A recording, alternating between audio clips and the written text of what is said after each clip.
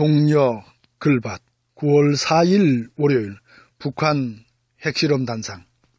어제 북한은 풍계리에서 제6차 수소폭탄 핵실험을 한 것으로 알려졌습니다. 이것은 일본의 히로시마와 나가사키에서 터진 핵폭탄의 3배 정도의 위력이라고 하네요. 이런 북한의 핵실험을 과연 어떻게 보아야 할까요?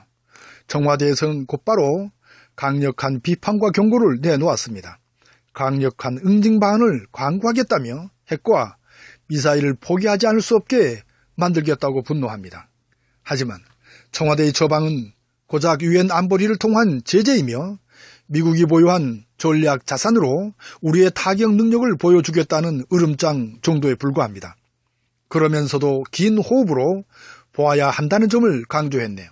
그런데 이 수소폭탄을 보유하고 있는 나라는 미국, 러시아, 중국, 영국, 프랑스입니다. 원자폭탄을 넘은 수소폭탄을 이처럼 어느 특정한 나라만이 보유해야 할까요?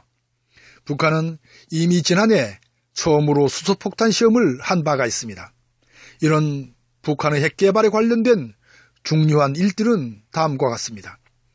1985년 12월 12일 북한은 핵무기 비확산 조약에 가입하였습니다. 1991년 12월 31일 남북한 한반도 비핵화 공동선언을 합의합니다. 핵무기를 개발할 의지가 없다는 것이지요. 그런데 1993년 3월 12일 북한은 돌연 핵확산 조약을 탈퇴합니다. 10년 가까이 줄곧 주장해왔던 북한의 주장이 받아들여지지 않은 상태에서 온 결과이지요. 그리고 드디어 2005년 2월 10일 북한은 핵무기를 보유하겠다고 선언합니다. 그리고 이듬해인 2006년 10월 9일 북한은 제1차 핵실험을 실시하고 성공시킵니다. 이런 가운데 육자회담은 어떻게든 북한의 핵개발을 막고자 애를 씁니다. 그 결과 2007년 영변 원자로를 폐쇄시키고 모든 핵시설 불능화 및 핵 프로그램을 묵습니다. 이듬해인 2008년 6월 27일에는 영변 원자로 냉각탑을 봉인합니다. 그런데 돌연 북한은 3달 뒤인 9월 24일 영변 원자로 봉인을 해제합니다. 이어서 2009년 5월 25일 북한은 제2차 핵실험을 실시합니다.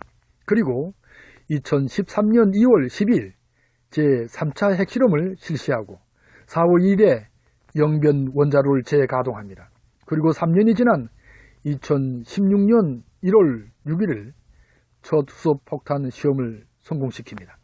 그리고 어제인 2017년 9월 3일 풍계리에서 제6차 핵실험으로 수소폭탄 시험을 했네요.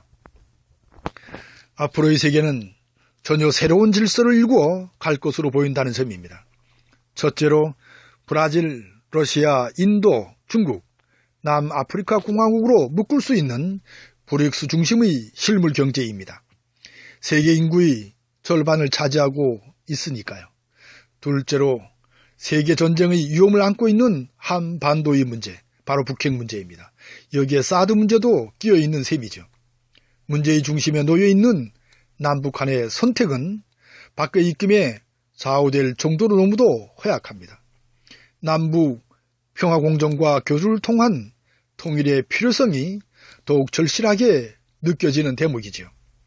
미국이 원하는 세계의 평화는 진정한 세계의 평화일까요? 미국이 주도하는 세계의 질서가 끝없이 계속될 수 있을까요? 그렇게는 안 될 겁니다. 그것은 우주의 질서를 거스른 일이기도 하기 때문이죠. 아무튼 북핵 문제를 이처럼 키운 것에 대한 그 절반의 책임은 미국이 져야 합니다.